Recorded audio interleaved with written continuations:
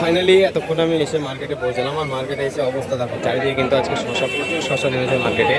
আসসালামু আলাইকুম গাইস, কেমন আছো? কি অবস্থা সবার? আজকে কিন্তু আমার শশার পরিমাণ বেশি হওয়াতে দুই জায়গায় কিন্তু মার্কেটে মাল দিতে হলো, আর তারপরে কিন্তু অন্ধকারাচ্ছন্ন কিন্তু রাতও কাটাতে হলো। তো চলো তোমাদেরকে শুরু থেকেই বলি কি কি ঘটে গেল আজকে সারাদিনে। এখন বাজে রাত্রি 3টে, আর এই 3টে দিয়ে কিন্তু আমি চলে এসেছি শশা তুলতে জমিতে। আর এই কিন্তু গতকালকে কিন্তু আমি সার আর সেচ দিয়েছিলাম, তার কারণে কিন্তু শশার পরিমাণও বেশি। দেখো কালকে কিন্তু কতটুকু ছিল আর এটা কিন্তু কত বড় হয়ে গেছে। তো একটা লাইনে শশা কিন্তু আমি নিতে পারছিলাম না, একটা গামলা পুরো ভর্তি হয়ে আবারও নিতে হচ্ছিল।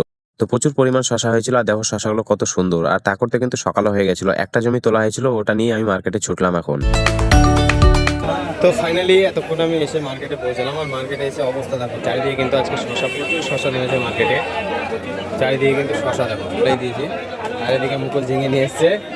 হ্যাঁ, বিক্রি হচ্ছে না, ঠিক হবে। এদিকে অনেক শশা কিন্তু আজকে প্রচুর শশা নেমেছে, শশার মার্কেটে কিন্তু ডাউন। আর এই যে রুবেল, এই মার্কেটের যে টপ মানে চাষি, সব থেকে বেশি শশা নিয়ে আসে এই। আজকে কত রান্না হয়েছিল? 5 কুইন্টাল। আজকে আপাতত 5 কুইন্টাল দিয়েছে, এই যে ওর মাল প্যাকিং হচ্ছে। আর এই যে সবাই নিয়ে চলে এসছে। তো আমারও হয়ে গেছে, আমি তাড়াতাড়ি বাড়ি চলে যাবো। এখন দেখা হচ্ছে বাড়ি গিয়ে। চলো।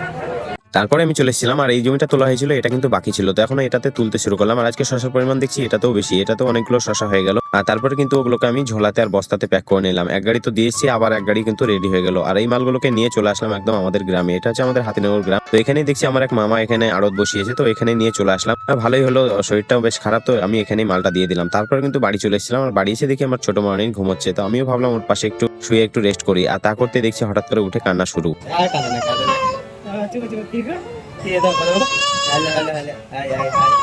আর ওর কান্না শেষ না হতে হতে কিন্তু চলে আসলো ঝড় আর বৃষ্টি। আর এই সময় কিন্তু এই সুন্দর দৃশ্য কিন্তু এই গ্রামেই দেখা যায় আমের সময়। ঝড় বৃষ্টিতে কিন্তু সবাই আনন্দতেই আম কুড়ায়। আর বৃষ্টি চলে এসেছিল, সবাই কিন্তু চলে গেছিল, একজনে কিন্তু দেখছি এখন আম কুড়াচ্ছে। আর এইসব সুন্দর দৃশ্য কিন্তু আমি, বড় মহারানী, ছোট মহারানী সবাই কিন্তু একসঙ্গে উপভোগ করছি জানলার ধারে বসে। তো এরাও বাই করে দিল। তারপর কিন্তু আমি বেরিয়ে পড়েছিলাম গ্রামের দিকে একটু ঘুরতে। তো ঘুরতে ঘুরতে চলে আসলাম একটা জায়গায়, এখানে ভিডিও শুটের জন্য। অনেক মানে এখানে আমি আর কি ফার্স্ট টাইম আসলাম, এটাকে কখনো আসিনি। তো দেখি পারমিশন দেয় কি। এখানে আশিক জিজ্ঞেস করছে পারমিশনের জন্য, দেবে না। তো ড্রোন শটের জন্য এসেছিলাম অ্যাকচুয়ালি। তো ড্রোনটা এখানে ওড়ানো হচ্ছে, ভেতরে তো যাওয়ার পারমিশন এখন পর্যন্ত পাইনি, তো বাইরে থেকে উড়িয়ে দেখি। হ্যাঁ গাইস, তোমরা তো দেখলেই যে পারমিশন পেলাম না। তো পারমিশন না পাওয়ার কারণে কিন্তু আমরা ড্রোনের শট নিয়ে নিয়েছিলাম, আর ড্রোন শট নেওয়া হয়ে গেছিল। তারপরে কিন্তু আমরা ওখান থেকে ড্রোন গুটিয়ে তারপর ওখান থেকে বেরিয়ে পড়লাম এখন অন্য একটা জায়গায়, দেখি কোনো শট নেওয়া যায় কি। তো আমরা এখন চলে আসলাম উস্তিয়ার একটা সাইডে, এই জায়গাটা বেশ ভালো লাগে। তো এখান থেকে ড্রোন ওড়ানোর চেষ্টা করলাম। তো এখানে এসে ড্রোন ওড়াচ্ছি, আর এখানে কিন্তু লোকজনও চলে এসেছিল, সবাই কিন্তু দেখতে শুরু করলো।